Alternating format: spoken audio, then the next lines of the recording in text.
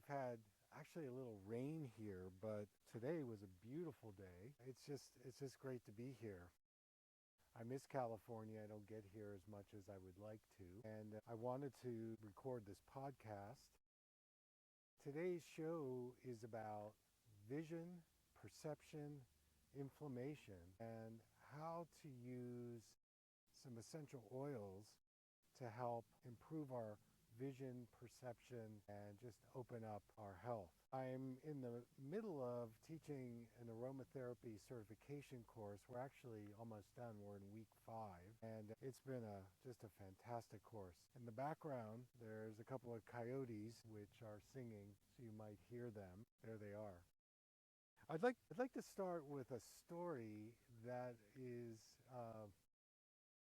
it's about a group of pharmaceutical researchers who went down to the Amazon and they met with some of the shamanic healers there and medicines that could actually help people. So they spent about 2 weeks together down there, and the shamans were smiling and laughing, and they had the transaction where they got the check, did the money, gave the pharmaceutical scientists the formulations that they've been using for hundreds of years. So the pharmacists go back to the laboratory and they start making the pharmaceutical drugs that they're going to market. And they spend millions of dollars in the marketing. And the shamans are down in the Amazon and they're just laughing their asses off, because what the pharmaceutical industry failed to see was there was no relationship to the plants. There was no relationship to nature, except how can we make a profit? And without that relationship, and then to make things that are synthetically made, there's not going to be any results. And the shamans knew this at the very beginning, and it was a real coup for them. Which brings me to the difference between plant medicine and pharmaceutical synthetic drugs. The other day, while we were here in Joshua Tree, pharmaceutical drugs, they try to use natural methods, and they don't really trust doctors. And it's kind of a sad state of affairs when...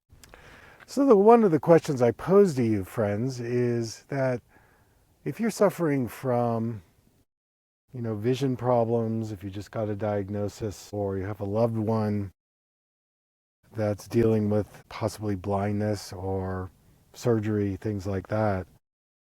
One of the principles that I teach in my classes is the vision problem is more than in the eye, but actually vision problems are due to a nervous system imbalance and the fact that we have very poor self-regulation skills to be able to deal with things like stress, trauma, inflammation, and that it really starts on a core level around our nervous system and the ability of the eye-body connection to understand that it's stress and the fight, flight, freeze response coupled with inflammatory things that get triggered either due to diet or how we're using our eyes, certain advice we may be getting from doctors, that these things are at the core of why our eyes let us down. But it's not really an eyeball situation. It's really how the body and all the systemic and metabolic connections influence the tissue of our eye-brain-body connection. So there's a couple of things that I call perceptual disruptors, and this would be long-term screen time, poor dietary absorption, liver health. These are things that are essential for healthy eyes. In fact, when our liver isn't detoxing properly, or when we're not able to absorb the healthy fat-soluble nutrients like vitamin A or lutein and zeaxanthin, those are the plant carotenoids that feed the macula, then we are at risk to have a depletion that goes on in the eye-brain axis. And in our course, we're talking a lot about the utilization of certain aromatherapy essential oils. And, my first principle I talk about is that we want to be safe. We don't want to injure ourselves. And there's the opportunity, if you are going to use essential oils, to choose a company that tests their oils, that harvests or sources them from organic farming principles, or at least biodynamic farming principles. And that with those ideas in mind, you can lower the chance of having products that are adulterated. Then the next thing is that understanding, to at least starting out, putting aromatherapy essential oils in a carrier oil. And doing that, you are reducing the risk of getting burned, skin rashes, or worse.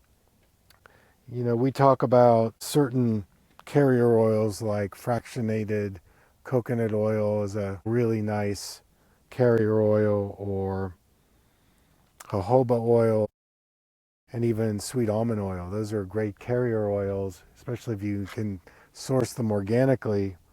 And using a ratio of 1 teaspoon of the carrier oil per 1 drop of essential oils. So that would mean that if you're going to do 10 teaspoons of the carrier oil in a bottle, you're going to do 10 drops of a certain essential oil. And then the next thing is to do a test pass. I like to do it on the inside part of my skin by the wrist, this area right here. This is a good place to test it out and make sure that you don't have any skin reactions. You can always apply them on the soles of the feet. You can also diffuse them in a diffuser. The olfactory system is very connected to our brain, so smelling the oil first and seeing how that lands somatically in your body is something we teach a lot. Like, what do you feel in your body when you smell the oil? What do you feel in your body when you apply the oil? What do you feel in your body, after a minute of absorbing the aromatherapy oil? I think these are all really important points that we emphasize, with the students, that we need to really digest it. We need to take it in. We need to really feel into it. One of the terms I talk about now that I've been doing for years is phenomenology. Phenomenology has to do with experiencing the process. In my work, Functional Vision Integrative Body, that I teach my practitioners, or if I do vision intensives with folks, the key thing is, what are you experiencing from the work? So we can certainly think about it, we can analyze it, we can talk about research, but there's nothing to replace the idea of experiencing. What am I feeling as I'm looking? What am I feeling as I'm receiving? And we've got to understand that the eyes are more than an optical system. They're a reflection of our neurological health and our brain processing, our nervous system health, our GPS system, and how we move through the world. When we start feeling dizzy or nauseous or disoriented, it's partly the marriage between our visual system, our eyes, and our inner ear, our vestibular system. And those two are North Star feedback mechanisms that help us with balance, orientation, depth perception. And because we're on screen so much and we have such visual restrictions, always looking 14 inches to 20 inches away, we're losing the stimulation between our visual system and our vestibular system. I talk about something called horizon gaze viewing. That's what we're doing here at Joshua Tree. I can look out in any direction and I can see for miles. And that horizon view that we have all around neutralizes all the screen time that we do. I think one of my previous sessions I talked about Generation Alpha kids and how they are losing the opportunity of doing horizon vision time. But horizon vision time is one of the things that can actually reset our eyes and our nervous system, especially if we can get into the wide perceptual view. Because as soon as we start getting under stress and our trauma kicks in and our nervous system is overworking, what we start doing is we start tunneling and narrowing our perception. And once we start tunneling and narrowing our perception, our vestibular system shuts off, our proprioception stops working, and this creates that fight, flight, freeze response that we call the sympathetic overdrive. And when we're in that sympathetic overdrive, we're more susceptible to inflammation, we're more susceptible to depletion. And it's all of these things that are causing our eyes to let us down. And we think we can take the vitamin or the eye drop or the, whatever it is, but it's really a long-term systemic degradation that happens. So I'd like to talk about a few of the essential oils we're using around the eyes that are just wonderful. The first one is called Helichrysum italicum. And Helichrysum, especially in a very concentrated, high-quality form, is fabulous for calming your nervous system. It's really great for skin health. And again, if you put it in a carrier oil, you can put it around the temples of the eye, kind of above the forehead area, down here in the cheek area, and it will open up your vision, especially if you're disciplined and you do a daily application. Another essential oil that I really like that's very calming and very soothing is sandalwood. Sandalwood is one of my go-tos, especially if I'm really trying to access a level of relaxation and letting go. And my third one, which I've talked a lot about on social media, is frankincense. And frankincense is a support for many aspects of vision and relaxation. So some places that you can massage these would be behind the neck area. We're kind of in the occipital area, which is the vision center. If we go right below that, the cervical spine, when it gets really compressed, it affects the eye muscles. These are some things that can impact your nearsightedness, astigmatism, farsightedness, especially if you're in a compressed state with your cervicals. So Helichrysum italica, sandalwood, and frankincense are three essential oils. Again, putting them in carrier oils, and then you can layer them. Again, around the jaw area is really good. So jaw, vagus nerve is another place along the sides of the neck. We teach something called the auricular massage, which is along the vagus nerve below the ears on either side. Great lymphatic stimulator as well. So I'm going to leave you with one more thought about the future of certain aspects of vision care, and that is this: that vision care is more than an optical correction. It's more than chasing symptoms. But to truly embody your eyes in a healthy way, it's about developing more perceptual regulation. And it really requires an experiencing your eyes as it relates to your movement, your posture, your stress, and being in your body. And I'm doing a lot more teaching, writing, and not really doing the basic clinical practice anymore. I've been doing that about 40 years.